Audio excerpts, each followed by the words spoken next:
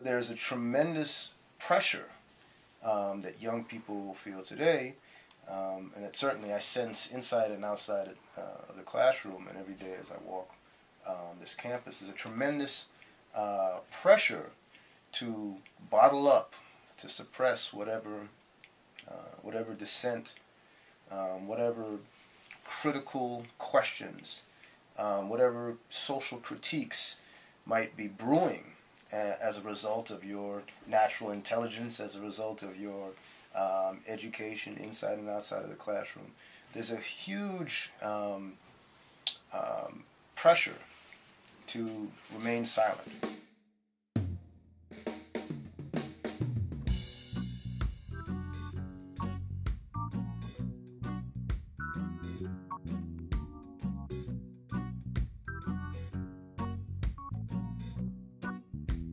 While those images of the anti-war protesters or anti-racists putting their bodies on the line in the 60s and to some extent in the 1970s are very appealing to us, those examples seem completely out of context for us in terms of informing our current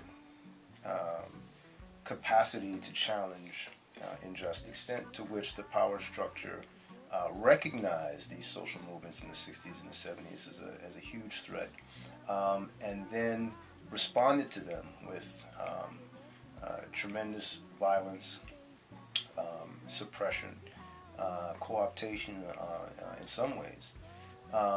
So if we look at this sort of long aftermath of the civil rights and black power movements, of the anti-war movements, the women's liberation, the gay rights and gay liberation movements, the American Indian movement, etc.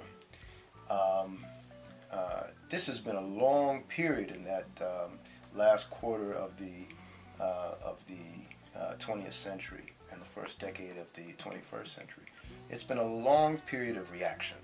And when I say reaction, I mean political reaction. I mean a retrograde assault on the basic ideas of equality, equity, and human rights that were reinvigorated as a result of the 1960s movements.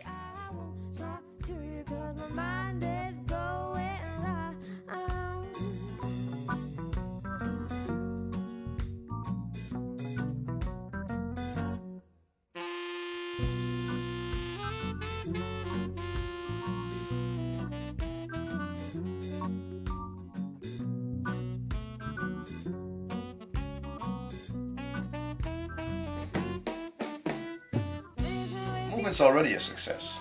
The movement's already a success for a number of reasons. One of the most profound reasons is that the young people who have been participating in it have transformed themselves. Right? So they no longer can be sycophants for this status quo. They can no longer be manipulated. They can no longer be used by the power structure, by the ruling elite. They are no longer as susceptible to the kind of vacuous messages promoted by the mainstream media. They have become citizens in a much fuller sense than they even could have imagined. And that is because they themselves have begun to participate in the defining of citizenship. Right? They themselves have begun to participate in the definition of political participation, and persuaded that democracy is a sterile, impoverished affair, that it involves perhaps every 4 years or every 2 years going into a booth and pulling a lever.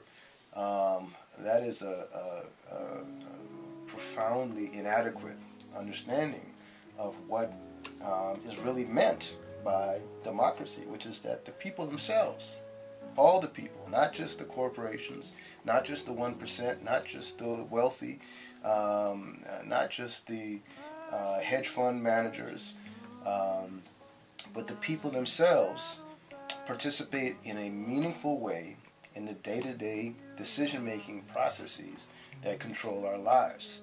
Ultimately, democracy can't work if people aren't willing to personally suffer for their vision of social change. And that's what you guys are doing.